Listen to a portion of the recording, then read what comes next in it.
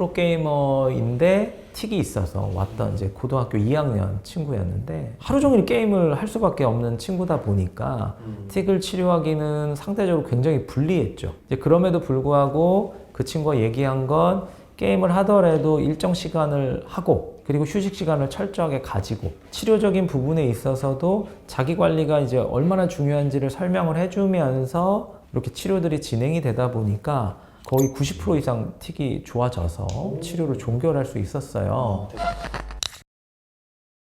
틱장애를 치료할 때 제일 어려운 점이 이 부분입니다. 틱장애를 치료하지 않아도 좋아진다는 이야기를 듣고서 이제 계속 아이의 틱을 지켜보신 거죠. 그럼에도 불구하고 아이가 계속 틱이 점점 심해져서 나중에 이제 뚜렛이나 성인 틱까지 이제 발전하게 되는 경우들이 있는데요. 예. 뭐 감기도 사실은 그냥 두면 낫는 경우들이 있지만 감기도 제때 치료를 안 했다가 우습게 봤다가 폐렴까지 진행돼서 우리가 크게 고생하는 경우들이 있잖아요. 네, 맞습니다. 예, 마찬가지로 틱이라는 것도 사실 크다 보면 이렇게 사라지는 별거 아닌 틱도 있어요. 그렇지만 신경의 어떤 불균형 요인을 좀 많이 갖고 있는 친구들은 이게 쉽게 사라지질 않고 계속 지속이 되면서 증상이 점점 좀 악화되는 경우들이 있습니다. 정신과에서 쓰는 이제 약물들은 이 틱 증상을 이렇게 억제하는 약들을 쓰고 있는데 이게 틱을 치료하는 약은 아니에요.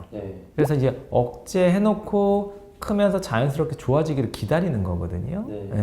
근데 이제 이 신경계의 어떤 문제들을 가지고 있는 친구들은 이 신경계 문제가 해결되지 않고 점점점 심해지면 틱 증상도 계속 심해집니다. 그래서 어떤 친구들은 이제 양약을 쓰고 있는데도 불구하고 틱이 계속 심해지면 양약을 계속 증량하게 돼 있어요. 그리고 이제 최고 용량을 써도 이제 제어가 안 되면 그때는 사실 정신과에서 해줄 수 있는 게 없습니다. 일단 틱 자체는 좀 사라질 수도 있기 때문에 일단은 이제 지켜보시라고는 말씀을 드려요. 근데 이제 한 달, 두 달이 지나는데도 불구하고 틱이 계속 지속이 된다면 그때는 사실은 좀 내원을 해서 저희가 하는 이제 뇌 불균형 검사들을 좀 받아보시길 권유를 드립니다. 일단 이제 틱이 잠깐이라도 나왔던 친구들은 이렇게 뇌 불균형 검사들을 통해서 안에 숨어있는 불균형 요인들을 우리가 한번 알아보는 게 좋은데요. 이제 불균형 요인이 많은 친구들은 이제 크면서 틱이 자꾸 진행되거나 심해질 확률이 좀 높아요. 그렇기 때문에 불균형 요인들을 우리가 좀 분석을 해보면 우리 아이의 틱이 지금 사라졌다 하더라도 또 나올 확률이 좀 있는지, 그 다음에 생활에서 이런 약한 신경들을 지켜주기 위해서 어떤 부분들을 좀 신경을 써야 될지 이런 여러 가지 것들을 좀 알 수가 있거든요. 틱이라는 거는 이제 신경이 조절이 안 돼서 여러 가지 이제 동작들이 나오는 거죠. 근데 이제 신경이 조절이 안 되는 이유가 이제 뭔지를 이제 우리가 알아야 되는 건데, 아직까지 의학적으로는 명확히 밝혀져 있지는 않습니다. 다만 이제 최신 이제 뇌 연구들에 의하면 뇌의 다양한 영역들이 뭔가 이제 오류가 나면서 약간 이런 이제 운동특이들, 음성특이들이 나온다라고 이제 되어 있는데 그런 오류는 또 왜 나는지까지는 좀 밝혀져 있지는 않아요. 그래서 이제 그 부분들은 어떻게 보면 이제 오랜 시간 동안 서서히 누적이 되면서 복합적인 원인들에 의해서 만들어지다 보니까 정말 딱 한 가지 원인을 딱 집어서 요것 때문에 이렇게 틱이 나온다라고 보기는 좀 어려운 거죠. 그래서 이제 아이들의 이제 뇌가 성장 발달할 때 성장 발달이 잘 되는 영역하고 상대적으로 약한 영역들이 있어요. 오른손잡이는 오른손을 조절하는 신경들은 잘 발달이 되는데 반대쪽 왼손은 신경 발달이 조금 약한 거죠. 이런 식의 이제 차이들을 좀 갖고 있어요. 근데 이 차이는 뭐 문제는 아니고 개인의 이제 특성들을 이제 나타내게 되는 건데요. 이 차이가 성장 과정에서 뭐 여러 가지 요인들에 의해서 약한 부분들이 계속 성장이 좀 지연이 되면 신경 발달상 차이들이 자꾸 만들어집니다. 그 신경 차이들이 뭔가 자꾸 벌어지면 벌어질수록 조절이 어려워지면서 그때 틱이나 이제 이런 현상들이 생기게 되는 거죠. 그게 이제 우리가 한쪽만 너무 과도하게 쓰고 한쪽은 또 안 쓰다 보면 이제 차이가 벌어지겠죠. 그 차이가 일정 이상 벌어지게 되면 그때부터 이제 문제를 유발하게 돼 있습니다. 그러니까 그때부터 이제 병리적 불균형 상태가 되는 거예요. 그래서 신경 발달상 그런 병리적 불균형 상태가 됐을 때 이런 이제 틱이라는 문제도 생기고 틱 말고도 뭐 ADHD나 뭐 난독증, 강박증, 뭐 발달장애 이런 여러 가지 뇌발달상의 이제 문제들을 만들게 됩니다. 저희 아이들 눈틱 있는데요. 네. 약을 복용하면서 좀 많이 호전됐어요. 네네. 근데 뭐 최근에 호딩에 빠졌나? 그래서 하루 막 3-4시간씩 컴퓨터도 네. 하고 막 스마트폰도 하는데 뭐 게임은 아니지만 컴퓨터 진짜 오래 하는데 이거에 특히 영향을 줄까 좀 걱정이 돼요. 이럴 때는 컴퓨터 사용 시간을 줄여야 될 건지 네. 아니면 배상 오는 건지 그렇죠, 그렇죠. 네. 일단 게임이 아니라고 해도 이 컴퓨터에 노출이 많이 되는 것은 틱을 악화시킬 수가 있어요.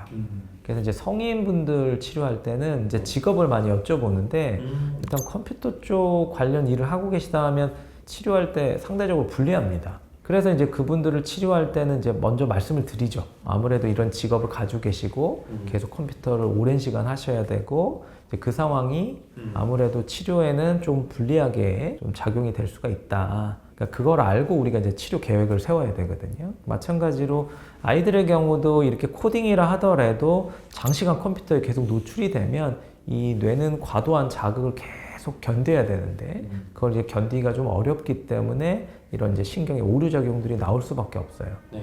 그래서 이런 친구들이 컴퓨터를 할 때는 30분, 40분 정도를 컴퓨터를 하고 나면 한 10분, 20분 잠깐 휴식을 좀 취하고 그리고 또 다시 컴퓨터를 하고 이런 식으로 조절을 하는 게 좋습니다. 임계점을 넘지 않아야 돼요.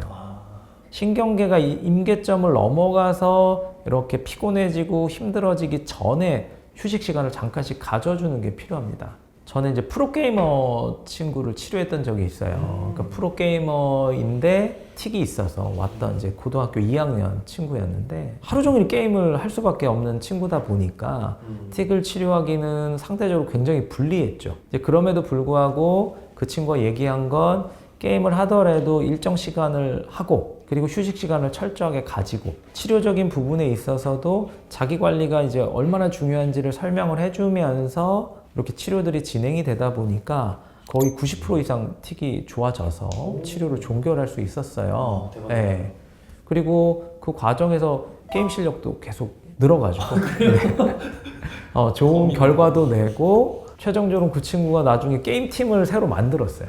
그 정도까지 이렇게 좋아져서 이제 종결했던 경우가 있어요. 그래서 뭐 게임을 하고 뭔가 코딩을 하고 하더라도 자기 관리를 조금 더 잘 해준다면 그래도 치료적으로 좋은 결과를 만들었던 사례들이 많이 있기 때문에 예, 이런 관리를 좀 잘 한다면 틱이 더 진행되는 것들을 막고 크면서 자연스럽게 또 좋아지는 그런 결과도 올 수 있겠죠. 틱이 있는 친구들은 신경이 좀 예민한 아이들이라고 봐주시면 되거든요. 네. 신경이 예민하다 보니까 정서적으로도 예민하고 그래서 이 정서적으로 예민한 친구들이 심리적으로 이제 긴장이나 불안이나 과도한 흥분을 하는 경우들이 많아요. 그렇기 때문에 최대한 이렇게 이제 감정적으로 긴장 불안을 좀 겪거나 너무 과도하게 흥분을 하는 그런 상황들은 조금 피해 주시는 게 좋습니다. 그리고 이제 부모님들이 학습적으로 너무 조금 압박을 주거나 이런 스트레스를 주다 보면 그 부분들이 결국 또 틱을 더 증가시킬 수 있어요. 그렇기 때문에 학습적인 부분도 아이가 너무 과도하게 스트레스 받지 않는 선에서 학습을 이렇게 하도록 해주시는 게 좋고요. 그리고 이제 스마트폰이나 영상, 게임 등에 대한 노출도 어렸을 때부터 계속 좀 환경 관리를 잘 해주셔서 이제 부모님이 최대한 제한하고 컨트롤할 수 있는 환경을 마련해 주시는 게 좋습니다. 그리고 이제 뭐 운동을 하더라도 우리가 한쪽만 쓰는 운동들은 좀 피해 주시고 양쪽을 골고루 쓰고 그 다음에 이제 어려운 동작보다는 기초적인 이제 운동부터 차근차근 이렇게 해나갈 수 있도록 이렇게 이제 운동도 선택을 해주시는 게 좋고요.